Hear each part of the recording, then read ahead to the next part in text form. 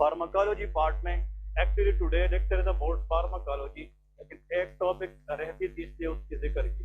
तो ड्रग लिखे थायोअमाइड, थायोअमाइड ड्रग्स लिखे, ये एंडोक्राइन सिस्टम की फार्माकोलॉजी है। ठीक है, थायोअमाइड के अंदर याद रखे the group of drugs which is use for thyroid problem. ये किसके अंदर यूज होती है? थायराइड ग्लैंड के प्रॉब्लम में। हमने पढ़ा है hyperthyroidism and hypothyroidism. T3 T4 hormone का नाम सुना है कि नहीं? बात है नहीं। अगर T3 T4 बढ़ जाए वो हाइपरथायराइडिज्म है, अगर वो कम हो जाए तो हाइपो होता है। उनके अंदर जो ड्रग हम यूज करते हैं फॉर बैलेंसिंग T3 T4 उसको हम क्या कहते हैं? थायोअमाइड। यहाँ पे लिखे द ड्रग या the agent which is used for thyroid abnormalities that is called थायोअमाइड। ठीक है, थायोअमाइड्स के अंदर हमारे पास दो ड्रग्स आते हैं। कितने? दो ड्रग। उसके अंदर पहले ड्रग का नाम है प्रोफाइल थायोयूरासिल। ठीक है, तो इस थायोअमाइड का जो पहला ड्रग है लिखे प्रोफाइल थायोयूरासिल।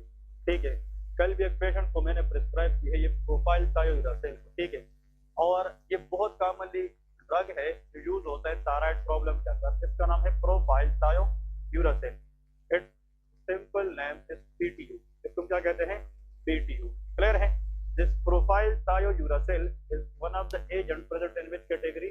थायोअमाइड। ठीक है, अब लेके इसकी मैकेनिज्म ऑफ एक्शन देखें। इसका काम क्या है? Mechanism, MOA stand for mechanism of action. तो प्लीज इसमें याद रखें जो प्रोफाइल थायोयूरासिल है it inhibit the thyroid peroxidase enzyme. ये किसको इनहिबिट करता है? Thyroid पेरोक्सिडेज।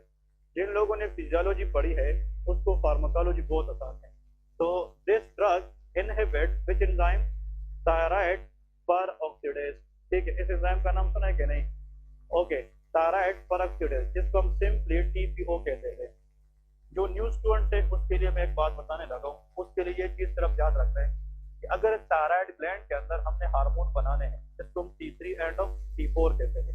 Thyroid gland T3 T4 जब बनाता है तो किस एंजाइम की मदद से बनाता है? थायराइड पेरोक्सिडेज। तो the main enzyme is required for T3 T4 synthesis that is called TPO। और ये ड्रग क्या करता है? ये TPO को क्या करता है? इनहिबिट करता है। तो अगर ये ड्रग कोई बंदा ले तो उसका T3 T4 बनेगा? नहीं बनेगा। ये हम पे उन लोगों में देते हैं जिसका पहले से T3 T4 क्या हो? ज्यादा। ये ड्रग हाइपरथायराइडिज्म में होता है। किसमें यूज होता है? हाइपरथायराइडिज्म में। क्लियर है? तो for new students remember TPO is the enzyme which mainly help in the synthesis of T3 and T4 hormone. और ये ड्रग इस एंजाइम को ब्लॉक करके T3 T4 की प्रोडक्शन को क्या करता है? काम करता है। एक पॉइंट याद रखें। नेक्स्ट देखिए इनहिबिट। इसका दूसरा काम है इनहिबिट 5 प्राइम। इसका मतलब क्या है? 5 प्राइम डीआयोडीनेज। किस एंजाइम को? Deiodinase and peripheral tissue. कहाँ पे? Peripheral tissue. प्लीज फार्माकोलॉजी को अंडरस्टैंड करें, very important these drugs are. और ऐसा एग्जाम नहीं होगा प्लेब में जाए, असेंबली में जाए, इसमें थायराइड ड्रग्स ना आए, क्योंकि थायराइड गोइटर का नाम सुना है कि नहीं? थायराइड प्रॉब्लम जो है ना बहुत कॉमन है पाकिस्तान के अंदर, तो इसके क्वेश्चन भी बहुत ज्यादा आते हैं। तो देखिए इसके अभी तक हमने कितने काम पढ़ लिए हैं? बस 2। Number 1 is inhibit TPO, number 2 5 prime deiodinase. देखिए हमारे पास एक जो हार्मोन है दैट इज T4 और एक क्या होता है? T3। ये हमने डिस्कस की है कि T4 इज बायोलॉजिकली इनएक्टिव या less active and biologically more active is T3। इसमें 3 आयोडीन है और इसमें 4 आयोडीन है। इसको टेट्रा आयोडोटायरोसिन कहते हैं, इसको ट्राई आयोडो कहते हैं। अब देखिए, अब जिसने सेल पे काम करना है वो तो क्या है? लेकिन ब्लड के अंदर 93% T4 होता है और 7% T3, ये भी सबको पता है। अब अगर हमने T4 को कन्वर्ट करना है किसमें? T3, तो उससे आयोडीन रिमूव करना है कि ऐड करना है? तो एंजाइम का नाम डीआयोडीनेज होना चाहिए। क्लियर है कि नहीं? जो डीआयोडीनेज है ये T4 से एक आयोडीन रिमूव करके किसमें कन्वर्ट करता है? T3। तो ये जितना काम करेगा तो ज्यादा क्या बनेगी? तो थायराइड एक्टिविटी ज्यादा होगी। अगर किसी का पहले से T3 बहुत ज्यादा है तो फिर इस एंजाइम को काम करना चाहिए? नहीं, इसलिए ये ड्रग इसको डिसेबल कर देता है। क्लियर है कि नहीं? तो एक्चुअली ये ड्रग क्या करता है, ये टीपीओ को ब्लॉक करके T3 T4 की प्रोडक्शन को कम करता है, और जो पहले से बनी हुई T4 है उसकी कन्वर्जन को भी क्या करता है, कम करता है, ताकि वो T3 में कन्वर्ट ना हो जाए और थायराइड एक्टिविटी कम हो जाए। अब समझ गए कि नहीं? तो this is what propylthiouracil is all about. ये प्रोडक्शन को भी कम करता है और पेरिफेरल कन्वर्जन को भी कम कर देता है। तो ये थायराइड एक्टिविटी बढ़ाएगा कि कम करेगा? कम करेगा। इसलिए ये ड्रग हम हाइपर थायराइडिज्म में देते हैं। क्लियर है? ये पीटीओ के बारे में मेन पॉइंट है। अब लिखे इसकी यूजेस, लिखे क्लिनिक, ये तो इसके एक्शन है। अब लिखे क्लिनिकल यूजेस। इसकी यूजेस क्या है? CU stand for clinical uses. The drug of choice for hyperthyroidism. ये किसके अंदर यूज करते हैं? Hyperthyroidism. Drug of choice and DOC stand for drug of choice. देखिए ड्रग ऑफ चॉइस का मतलब ये WHO ने रिकॉग्नाइज किया होता है कि जब भी हाइपरथायराइडिज्म का केस आ जाए तो ड्रग ऑफ चॉइस आप लोगों ने क्या देना है? That is PTU, propylthiouracil. और ये बहुत बहुत इंपॉर्टेंटली काम करता है। लेकिन अब MCQs में आता है कि अगर किसी को हाइपरथायराइडिज्म है मेल में, तो उसमें तो हम PTU देते हैं। अगर फीमेल की केस आ जाए, फीमेल की, उसमें भी हम क्या देते हैं? PTU। लेकिन in some people hyperthyroidism is diagnosed in pregnancy. किसमें? प्रेगनेंसी के अंदर। प्रेगनेंसी के अंदर कुछ अद्वियात ऐसी होती है जिसका हम इस्तेमाल नहीं करते, क्योंकि वो माँ से जाके प्लेसेंटा क्रॉस करके बच्चे को डैमेज करा सकती है। Those drugs are called fetotoxic. तो क्या कहते हैं? फीटोटॉक्सिक। वो फीटस को टॉक्सिसिटी करा सकती है। जो PTU ड्रग है, अब प्रेगनेंसी के अंदर ये हम दे सकते हैं या नहीं दे सकते? ये सबसे इम्पोर्टेंट MCQ क्वेश्चन है कि can we use PTU in pregnancy और नॉट। अब इधर देखिए, जब प्रेगनेंसी हो जाती है और जो प्रेगनेंसी का फर्स्ट वीक स्टार्ट हो जाए, कितना वीक? फर्स्ट वीक से लेके 13 वीक तक, इसको हम कहते हैं फर्स्ट ट्राइमेस्टर। इसको क्या कहते हैं? First trimester. That is first trimester. ठीक है।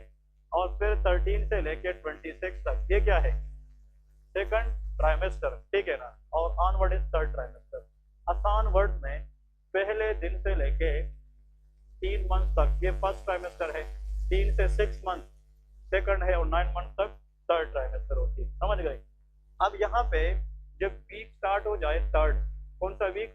थर्ड वीक से लेके 8वें वीक तक। 8वां वीक मतलब कितने महीने हैं? 2। जो प्रेगनेंसी के पहले 2 महीने होते हैं, इसको हम कहते हैं ऑर्गेनोजेनेसिस पीरियड। इसको क्या कहते हैं? Organogenesis period. इस पीरियड के अंदर बच्चे के जितने भी ऑर्गन थे वो डेवलप हो जाते हैं। फिर आगे सेकंड ट्राइमेस्टर, थर्ड में सिर्फ मैच्योर हो जाते हैं, लेकिन इसकी जो प्रोसेस है बनने की वो थर्ड से लेके कब तक होती है? 8 वीक तक। तो अगर माँ कोई ऐसी दवाई खाए कि वो प्लेसेंटा क्रॉस करे, तो बच्चे की जो ऑर्गन बनने की प्रोसेस है उसको अफेक्ट कर सकती है कि नहीं? इसलिए first trimester very critical in pregnancy. इसमें हम हर किस्म की दवाई फीमेल को नहीं दे सकते until unless there is no severe need of the disease. अगर डिजीज बहुत डेंजरस है, उसके लिए फिर रिस्क बेनिफिट को देखते हुए दे सकते हैं, लेकिन अर्ली हम नहीं दे सकते। अब एक्चुअली अगर एक फीमेल है और उसकी कौन सी ट्राइमेस्टर चल रही है? This is most risky trimester. ठीक है। इसमें अगर हाइपरथायराइडिज्म है, तो हाइपरथायराइडिज्म के बहुत से ड्रग है, उनमें से एक का नाम क्या है? PTU। So that is even safe in first trimester. Actually ये इतना अच्छा ड्रग है, अगर प्रेगनेंसी में कुछ समझ भी ना आए और आपने कोई ड्रग देना है तो आपने क्या देना है? PTU। लेकिन बात यह है कि पहले 3 मंथ के अंदर अंदर। लेकिन अगर फीमेल कहती है कि उसकी प्रेगनेंसी पहले 6 महीनों की है, या वो प्रेग्नेंट फीमेल है, अब उसकी 7वां मंथ है, 8वां मंथ है, तो उसमें हम PTU नहीं दे सकते। ये अजीब ड्रग है। ये फर्स्ट ट्राइमेस्टर जो रिस्की होता है उसके लिए सेफ है, और जो सेकंड ट्राइमेस्टर जो सेफ है उसके लिए डेंजरस होता है। तो PTU is the drug of choice in hyperthyroidism in which trimester? First trimester. But it is contraindicate, नहीं दे सकते in which trimester? Second and third trimester. फिर उसमें क्या देंगे वो हम आगे पढ़ते हैं। समझ गए कि नहीं? यहाँ पे इसके नीचे आप लोग लिख सकते हैं कि drug of choice in hyperthyroidism specially in which trimester? First trimester. तो फर्स्ट ट्राइमेस्टर के अंदर ये सेफ है। एग्जाम में आएगा 10 वीक्स फॉर प्रेगनेंसी। तो 10 वीक्स कौन सा ट्राइमेस्टर है? 13 वीक्स तक फर्स्ट है, 10 weeks for pregnancy, 11 weeks for pregnancy, 7 weeks for pregnancy. Female है और उसकी थायराइड स्टेटस बढ़ गई है, तो ड्रग ऑफ चॉइस क्या है? PTU है। मैंने ग्रुप में एक टेस्ट शेयर किया था कुछ दिन पहले, किसी ने, आप लोगों ने कमेंट्स भी किए थे हाइपरथायराइडिज्म वगैरह। वो टीएफटी है, वो क्लास में एक बंदे की फैमिली के अंदर एक पेशेंट की थी, उस दिन की, इधर जो आपके साथ बैठता था, वो कौन है? सईद, वो किधर है? ओके सईद, उसके, और उसने डायग्नोज खुद किया था, ठीक है ना। उसने मेरे साथ चैट की, मैंने उससे कहा कि तुम क्लिनिक खोल लो, ठीक है ना। तो उसने खुद, वो बहुत खुश हो गया कि सर मैंने आज घर में खुद देखे, उसने मुझे प्रोविजनल डायग्नोसिस बताई, और जो उसने बताई डायग्नोज हुई। क्लियर है कि नहीं? एक्चुअली उस पर्सन की T3 T4 बहुत ज्यादा थी और उसका TSH लेवल कम था, तो इसका मतलब प्राइमरी हाइपर थायराइडिज्म था। अब आप लोगों ने, मेरे ख्याल में आपने ग्रुप के अंदर ये भी दिया था कि ग्रेव्स डिजीज है। ये क्या है? Graves disease. किसी और ने लिखा था लेकिन ग्रेव्स डिजीज था, ठीक है। अब इधर देखें, जब प्राइमरी हाइपर थायराइडिज्म आ जाए तो 80% चांस है कि पेशेंट को क्या हो? Graves disease. लेकिन ग्रेव्स डिजीज इन्फेक्शियस है कि ऑटो इम्यून है? तो फिर हम TSH रिसेप्टर एंटीबॉडी करते हैं। तो उस सैतान ने मुझे TSH रिसेप्टर एंटीबॉडी भी दे दी है, वो नेगेटिव। वो क्या जी? Negative. The person is hyperthyroid but not Graves disease. तो हाइपरथायराइडिज्म की और भी बहुत से रीजन है, लेकिन मोस्ट कॉमन क्या हो सकता है? Graves disease. तो उसको भी हमने यही स्टार्ट करवाया। क्लियर है कि नहीं? तो प्रोफाइल थायरॉइड, ये बहुत कॉमन यूज होता है, specially if a patient is hyperthyroid patient, ठीक है। उसके बाद देखिए कि साइड इफेक्ट्स देखें कि अगर ये ड्रग कोई बंदा ज्यादा देर तक ले तो इसकी साइड इफेक्ट्स क्या हो सकती है। तो PTU की साइड इफेक्ट्स आप लोग बताएं शाबाश, anyone in the class, what are the side effects? Accident. Number 1 skin rashes, ये क्या करा सकती है? Skin rashes. लेकिन उन लोगों के अंदर जो लोग इसको एलर्जिक हो, मतलब स्किन रैशेस करा सकती है, ठीक है। PTU can cause skin rashes. Number 2 it is hepatotoxic, ये क्या करा सकती है? Hepatotoxicity mean it can damage the liver cell. ये किसको डैमेज करा सकती है? लीवर। अगर किसी को हेपेटाइटिस E है, हेपेटाइटिस B है, उन लोगों में इसकी डोजेस कम देनी चाहिए, क्योंकि ये खुद भी लीवर के लिए क्या है? टॉक्सिक है। और आखिर में लिखे इट कैन कॉज हाइपोथायराइडिज्म, ये क्या करा सकती है? हाइपो, क्योंकि ये तो हाइपरथायराइडिज्म में रहते हैं। अगर ये हम बहुत ज्यादा यूज करें तो T3 T4 का नॉर्मल वैल्यू भी क्या हो जाएगा? कम। It will lead to hypothyroidism. और नेक्स्ट देखे एप्लास्टिक एनीमिया करा सकती है। क्या करा सकती है? Aplastic anaemia. इट्स मीन के this drug can decrease all cell line, RBC, WBC और प्लेटलेट सब की लेवल को क्या कर सकता है?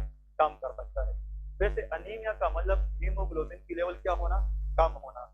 लेकिन अगर हीमोग्लोबिन के साथ RBC के साथ WBC और प्लेटलेट्स भी कम हो जाए सारे के सारे, ऐसे एनीमिया को हम एप्लास्टिक एनीमिया कहते हैं। क्लियर है? तो this what all about the PTU। इसके बाद एक और ड्रग है that is called carbimazole. Heading दे दे कि व्हाट इज कार्बिमाजोल, और वो भी बहुत आसान है। इसका काम क्या है और इसकी एक्शन क्या है? Very very easy. तो हेडिंग दे दे कार्बिमाजोल। हाँ जी, कार्बिमाजोल ये भी थायोअमाइड है। ये भी किसके अंदर आता है? थायोअमाइड। इसके लिखे मैकेनिज्म ऑफ एक्शन, इसकी जो ब्रांड नेम है प्रोकार्बिजोल है, ठीक है ना। ये भी ज्यादा यूज होता है। इट इनहिबिट TPO, ये किसको इनहिबिट करता है? It inhibit TPO stand for thyroid peroxidase. अब इधर प्लीज सुन ले, TPO को PTU भी इनहिबिट करता है और कार्बिमाजोल भी करता है, लेकिन PTU का एक अलग काम जो है वो डीआयोडीनेज को ब्लॉक करना है, और ये डीआयोडीनेज पे काम नहीं कर सकता। एक्चुअली ये सिर्फ प्रोडक्शन को क्या कर सकता है? कम कर सकता है, because it inhibit of TPO leads to हाँ जी decrease T3 and T4 synthesis. ऐसा है कि नहीं? अगर हम T3 T4 को ब्लॉक करें, मतलब TPO को, तो उससे T3 T4 की प्रोडक्शन क्या हो जाती है? वो कम हो जाती है। अब देखिए इसकी यूजेस क्या है, व्हाट इज द यूजेस? तो आप लोगों को तो पता होना चाहिए। शाबाश। How where we can use it? Clinical use hyperthyroidism, क्योंकि इसका काम T3 T4 को कम करना है। So that is also used in the case of hyperthyroidism, ठीक है। हाँ जी, आता हूँ बात की तरफ आता हूँ।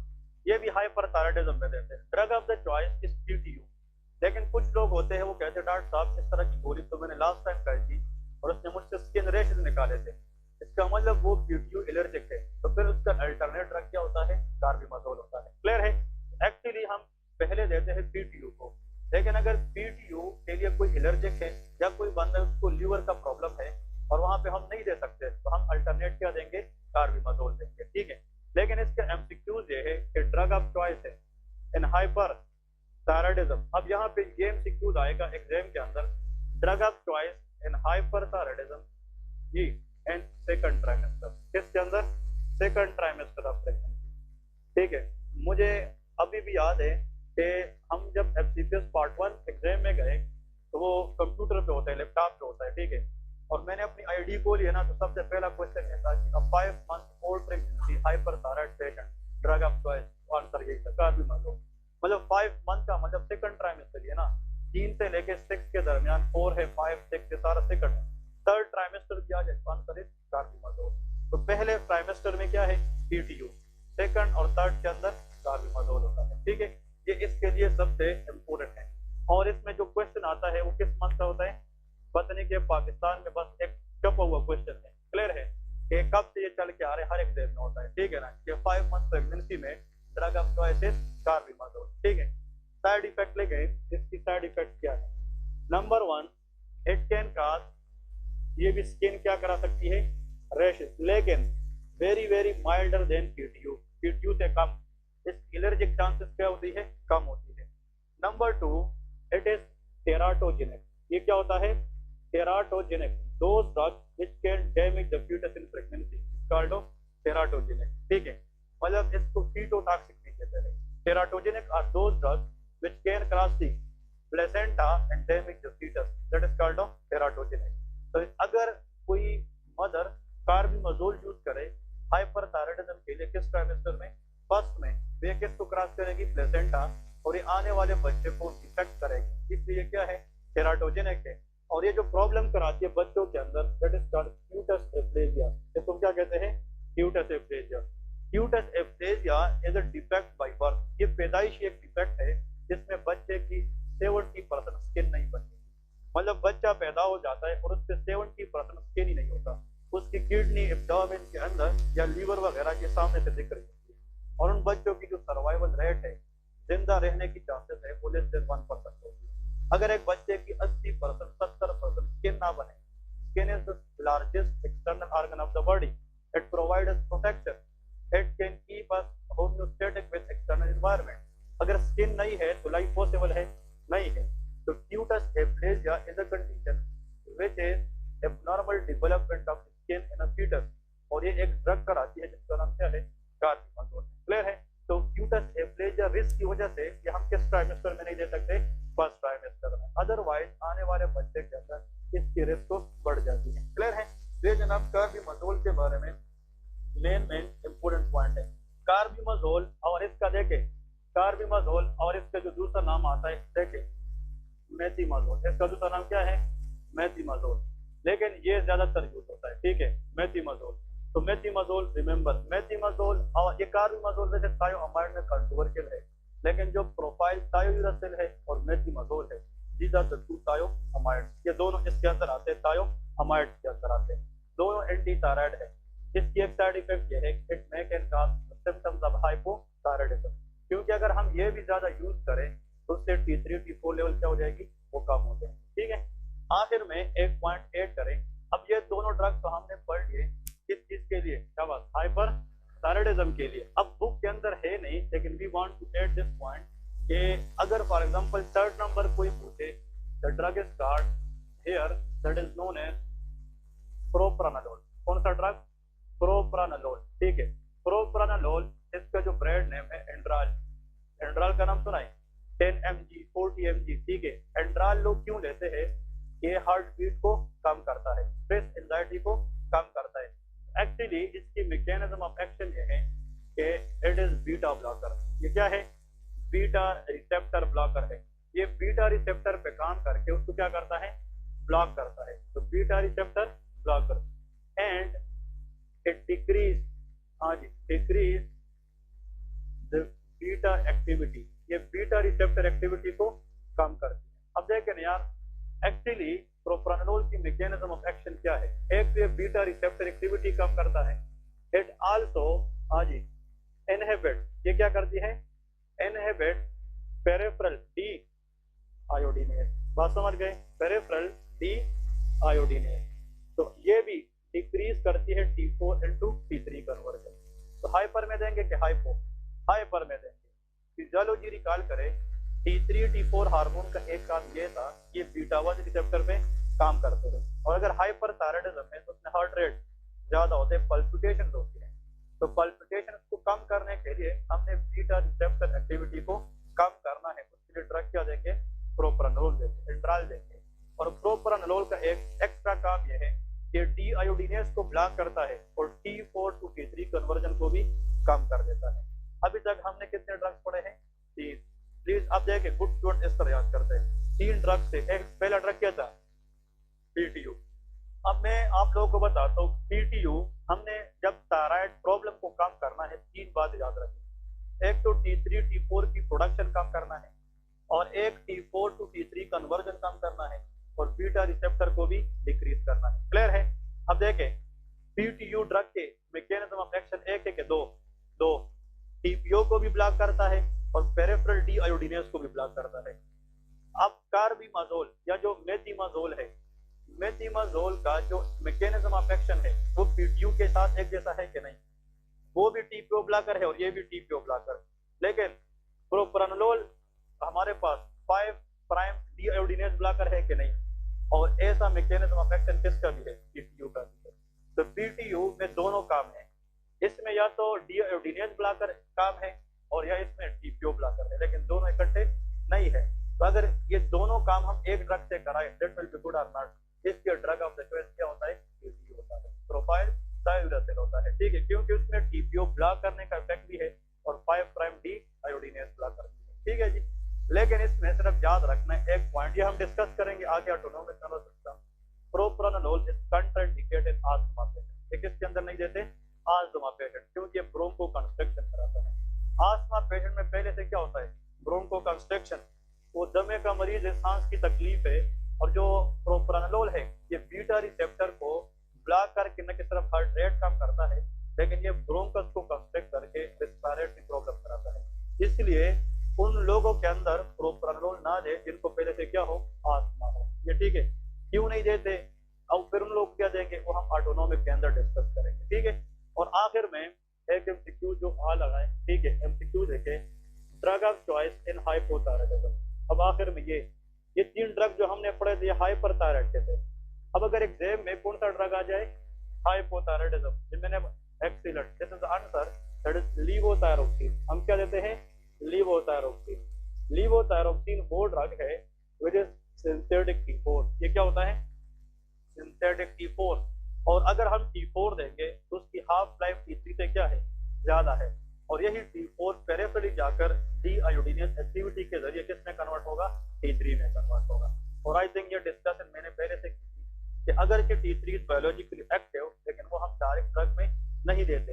एक तो उसकी हाफ लाइफ कम है और उसकी प्लाज्मा कंसंट्रेशन भी कम होती है। तो हम T4 इसलिए देते हैं कि उसकी हाफ लाइफ भी ज्यादा है, वो प्लाज्मा में ज्यादा देर तक स्टे भी कर सकेगी, और वो बाद में किस में कन्वर्ट होगी, T3 में कन्वर्ट होगी।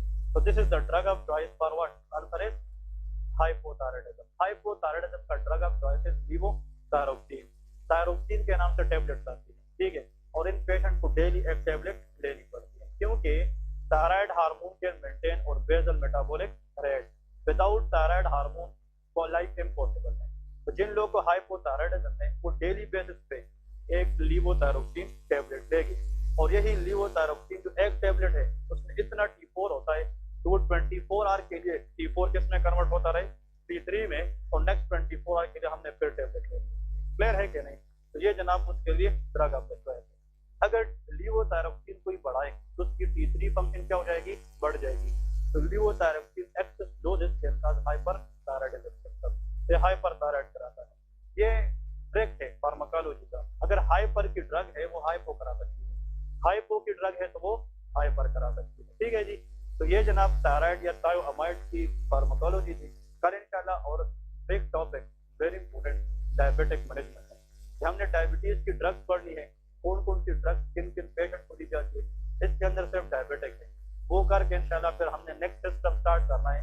तो नेक्स्ट सिस्टम की फिजियोलॉजी है, देखिए जो न्यू स्टूडेंट है उससे एंडोक्राइन की फिजियोलॉजी हो चुकी है, वो हम बाद में लाइव लेक्चर के अंदर रिकवर कर लेंगे, लेकिन जो नेक्स्ट सिस्टम स्टार्ट होगा वो सबको एक साथ लेके जाना होगा, ठीक है, उसमें मिसिंग नहीं होनी चाहिए, और उसमें इंशाल्लाह हम फिर टेस्ट भी करते लेते रहेंगे, ठीक है।